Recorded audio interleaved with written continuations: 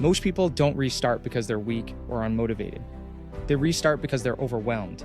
Every time you tell yourself, this Monday will be different, you are trying to outrun an internal load that hasn't been addressed. Starting over isn't a failure, it is a symptom. And a symptom is telling you something important. You're trying to build consistency on top of a life that's already overflowing. Restarting isn't the problem. The pressure causing the restart isn't. Think about how many times you've made a strong promise to yourself, only to break it days later. You weren't lying. You weren't sabotaging yourself. You were trying to perform at a level your emotional and mental bandwidth couldn't support. When your mind is overloaded, motivation disappears, confidence fades. And it is here, the idea of starting again becomes heavier each time. You don't restart because you failed. You restart because you're still carrying the same weight that made you fall off in the first place. Here's the truth: overwhelm creates avoidance, and avoidance destroys confidence. Every time you avoid something you care about, your brain quietly records it as, I can't trust myself. That's not laziness, that's emotional protection.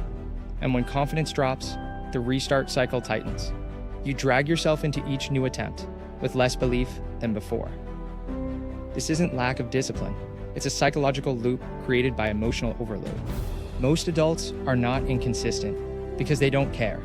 They're inconsistent because they've never been taught how to rebuild identity after life changes. Career pressure, parenting, relationships, aging, every shift in your life changes your internal landscape. But we're still trying to operate from the identity we had at 25 or 30 or 35.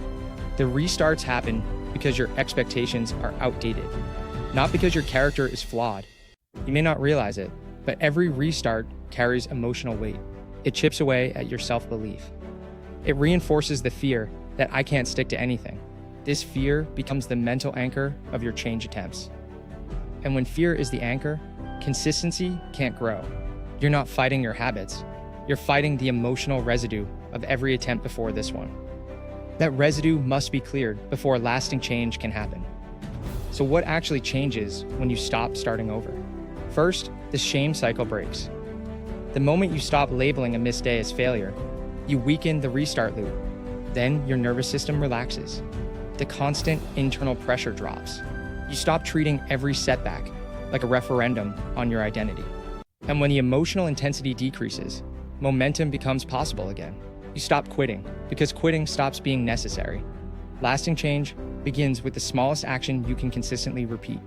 Not a full workout plan, not an overhaul, just one decision today that is light enough to follow through on. This isn't lowering the bar, it's rebuilding trust.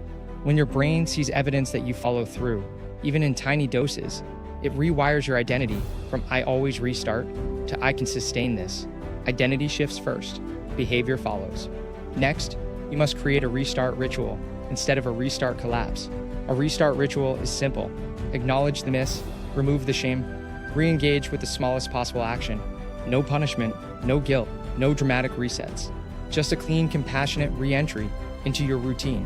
When setbacks stop derailing you, they lose their power. And finally, understand this. You're not trying to become someone who never restarts. You're becoming someone who doesn't fall apart when they do. Lasting change happens when you show up. Not trying to be perfect and not trying to be intense. When you just show up. When your identity shifts from I hope I stay consistent to I am someone who shows up, the entire psychology of your life changes and the restart cycle ends. If you've been stuck in a loop of starting and stopping, hear this clearly. You don't have a consistency problem. You have an identity that's trying to evolve. Every restart was a sign you were trying. Now it's time to stop restarting and start rebuilding. Slowly, gently, intentionally. Your future doesn't care how many times you started over. It cares that you began building something that lasts. If this connected with you, watch more longevity mindset videos, where I break down the psychology behind the restart cycle and teach you how to rebuild identity in a way that finally sticks. And subscribe if you want more content designed for real adults, navigating real pressure. And if you know someone who could use this video, share it. You never know what one word or one video can do in someone's life. And as always, stay happy and stay healthy. Take care.